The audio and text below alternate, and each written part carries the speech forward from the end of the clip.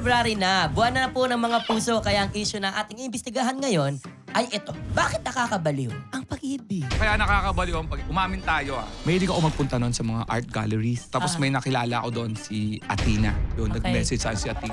Katabi ko asawa ko, nagte-text din siya. Pareho kami ng phone. Saka kaisip ko sa kanya, nasend ko sa kanya. Pag-text mo nun, tumunog yung text niya. Alam mo ginawa ko, inagaw ko yung text na, sino yung nagte-text sa'yo? Anong pinakabaliw na ginawa mo para sa pag-ibig, Buboy? Wala ko sila may ginagawa mo. Ay, pogi. Normal lang ako Lasing ako. Pag sa bahay, hinuwak yung damit ko sa likod, pinahato ko dun sa may upuan. Tapos matutulog ako. Ang problema, si Dana, bigla akong ginising, may babae ka. Dinala na ako sa kusina, may panty dun sa mga damit ko. Panty! May pamangkin pala akong babae na tutulog dun. Nakikitulog sa amin, tumayo. Naglaba po ako ng panty. Mukhang dyan ko po ibina. Bumalik sa dangsit passion. Your Honor! Your Honor, I'm now the victim! Hearing is now in session in 3, 2, 1.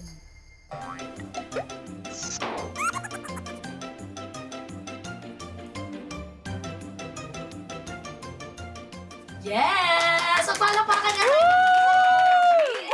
Wow! Ang ganda ng topic natin, partner, ngayong araw na to. Parang ikaw, naka-Barbie ka lang. Yes, kasi ito nga yung topic na inaabangan ko. Kaya talaga nag-outfit ako for today, di ba? Eto na nga kasi, ang dami-daming makaka-relate sa isyong tatalakayin natin at pag-uusapan ngayong hearing na ito. Opo. Kaya naman, simulan na natin agad to. Please, rise for your honor. Madam Chair, Tuesday Vargas. Thank you so much, IQ. Yes, yes, yes. And please sit down for your second honor, Mr. Vice Chair Buboy Villar. Nakaupo na sila. Oo. Huwag na natin Saka i-dictate. di na sila tumayo, di na sila umupo. Napagod na rin. Sayang ang energy. And welcome to the House of Honorable. Siyempre, babatiin muna natin ang mga tagapakinig natin. Unahin na po natin yung mga nagkikilo ng pako sa hardware. Thank you so much for your hard work. Oo, tsaka yung mga palihim nanonood at nakikinig sa office habang trabaho. Yan. Yung mga Para tumawa lang. Oo, yung mga nag-work from home kunyari pero naka-semi-formal. Mga graveyard ship. Sheep. Mga panggabing sasakyan. Graveyard sheep. Okay. Yung mga nanonood sa jeep na naka-headset, buti naka-headset kayo kasi kung wala, baka yung katabi nyo maloka sa mga nangyayari. I-involve nyo siya sa mga issue ngayong hapon na ito. Tama. Ay, gabing ito. Okay. At February na, buwan na po ng mga puso, kaya ang issue na ating iimbestigahan ngayon ay ito. Bakit nakakabaliw ang pag-ibig? Yan ang topic? Parang mali. Bye, alis ako. Hindi pwede. Bakit? Makakarelate sa topic. Ayoko. Wag mo ako simulan! Uy, masaya yan. Masaya ka dyan. Pero buti na lang hindi ako yung resource person. Hindi na ako lang. masyadong mahaano sa hot seat. Oo. At pati ang mga hirit niya tungkol sa pag-ibig ay swak na swak din sa ating pag-uusapan. Kaya siya ang pinadala namin ng subpina ngayong araw na ito. Isa sa pinakamahusay na stand-up comedians ng ating bansa. My good friend, please welcome Alex Calleja! Yes! Ganda ng pakilala, pero ramdam ko na malamang sa listahan ng mga kukunin nyo, may mga hindi available. Kaya nakita nyo, Tuesday, may kilala ka pa ba? Yung pwede tawagan kinabukasan, yung ready agad. Meron na nga akong template message sa lahat na si Alex po, ito po ang address at number niya. Naka-save sa notes ko. Saka ramdam ko talaga na parang ano lang ako, yung substitution lang ako. Hindi naman. Hindi, tigilan nyo ako, alas 10 nyo ako ng gabi. Teka lang, ito pala yung mga list sa ibabaw mo. Charos! Nagkamali pa nga ng, ayoko na sabihin yung pangalan ng Cathy, no? Nagkamali. Ayoko lang Dear Long Mia. Sabi ko, Alex, ay sorry, Dear Alex. Hindi mo na Sabi Long Mia. Actually, long buti na lang wala ka. Charos, kung hindi walang extra racket si Alex. Ito naman, Alex, ang yaman-yaman muna. Huwag mo naman kami anuhin. Sa totoo lang tayo, hindi naman sa yaman yan. Okay, namin niya, mayaman siya. Andun na ako. Nakakaloka. Pag nag-host to ng kasal, tapos ako yung performer, lumalaki mata niyan. Bakit na-afford nila yung budget ni Tuesday, tapos mali ata na singil ko Parang pag nakita ko yung mga line-up, Tuesday Vargas, tapos sa dulo, parokya ni Edgar. Yun. Tapos kakanta si Gary B sa dinner. Yeah, tama. Sus Mariosi pa ibig sabihin yung budget ko, yung tira-tira na lang. Tapos siya pinakamabigat trabaho. Host ako buong Sino ba kaya sa 5,000? Talaga magbe-message siya sa akin, magkano binigay mo? Yung mga ganun. Pero hindi totoo totoo yon, Alex. Actually, nasa listahan talaga ikaw. Talagang Opo. inilista ka talaga namin. Maniwala, mamatay man. Talaga? Yung aso ng kapitbahay. Wag ako. Oo. Talaga naman. Oo. Kasi nga, ang lalim ng tiwala ko. Ha? Alam mo nang etchos na. Paita natin. Ayoko pa. Tuloy pa natin to. Hindi ko na kaya. Papain pa natin. O sige na. Pwede niyo po bang itaas ang inyong kanang siko? Mr. Elbow. Yes Oh. po. Attitude yung Alex. Pinapataas sa yung siko. Ano ba Kaya yan? tinaas na. At Charas. pagsasabi ka po ba ng totoo and you may have to take your oath? Okay, do you swear to tell the truth? The whole truth and nothing but the truth, so help yourself. Yes. I will. Wow. I will lang, nahirapan pa. Bakit? Hindi ko kasi alam kung past tense na I would ba yun? I would. Oh, I have. Kung I will. Ano ganon? Just me. Hindi ko kasi alam kung I will is the present or the present also. But we forgot about the past, so I would. And I will. I would and I will. Ibig sabihin, consistent siya. Yes. Past, present, future, isa lang ang gagawin niya. Okay, eto na yung Tama ba na topic. to? Wag na, ganyan ka. Buong show, ganyan ka. Ay, mga isang oras to, ngawit na yan. Hindi niyo ako na-briefing. Ang na-brief lang sa yung pataas, wala yung bababa. Sorry, babaan niyo na po. Yan, isa ka pa Pero eh. umamin ka, nag-focus ka rin, di ba? True. Huwag mo guluhin yan, nakakaano, Aguinaldo yung buhok niya. Huwag ka magulo. Okay, and eto na kasi. Order. Okay. Vice Chair, what will you say about this? February na eh. Yes, Isa pong kakasimula lang ng pag-ibig na. buwan ng pag-ibig. Congratulations sa mga bagong pag-ibig ngayon. At sorry sa mga kakabreak lang din. Oo nga. Bakit parang naiiyak ka? May naalala ka ba? Hindi kinalimutan ko na yun. Dahil masaya tayo ngayon. Ay, ganun. Si Alex din, loyal? Oo, 27 years na akong may asawa. Batiin mo si Mrs. Huwag na natin batiin yun, hindi mo kami close. Di po kita asawa, close. Don't push it, Tuesday. Don't push it.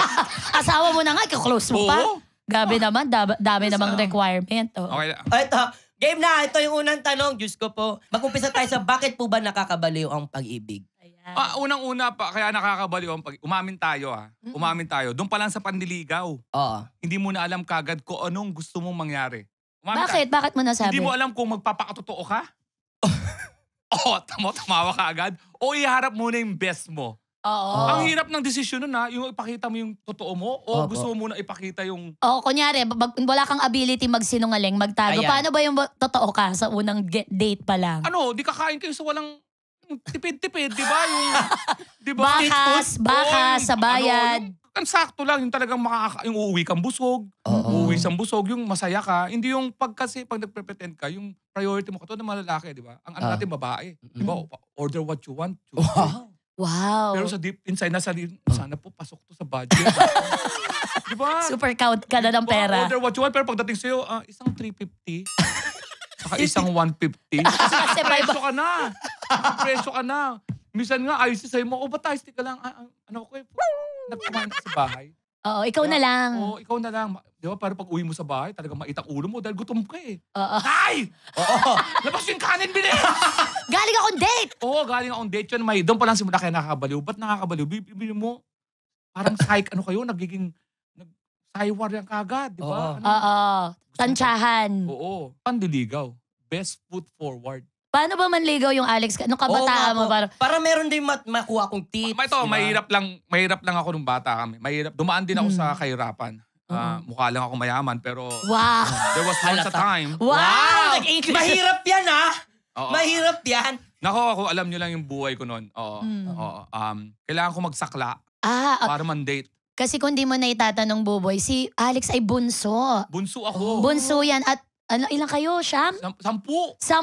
Pinatay mo pa yung isa. Hindi. Close na close tayo. Sorry. Buhay pa si kuya. Siyam sila. Ikaw yung pang 10. Oo, kala ko totality, kinabahan ako. Nililinaw ko lang. Matanda na yung kuya ko, 75, medyo... O kaya ako na medyo nabunso ka at saka yung sakla. Dinadala ka ni mama mo, no? Hindi, illegal yun. Illegal yung sakla. Kaya hindi mo kailangan mamatay. Kawawa naman yung patay. 3 buwan nang May sa patay may sakla. Pero mabubulok yung patay. Makakalatay mga pulis. 3 buwan ng patayan. Nangangamoy na. Oo. So, may mga saklang illegal. Okay. Na bukas kahit tanghali. So, nagsasakla ka Oo, para kasi may pang-date. Para maintindihan nyo ako. Sige nga po. Piso, mananalong 18 pesos. Wow, malaki yun. 10, 180. Sa panahon nung 88, 180 pag nanalo.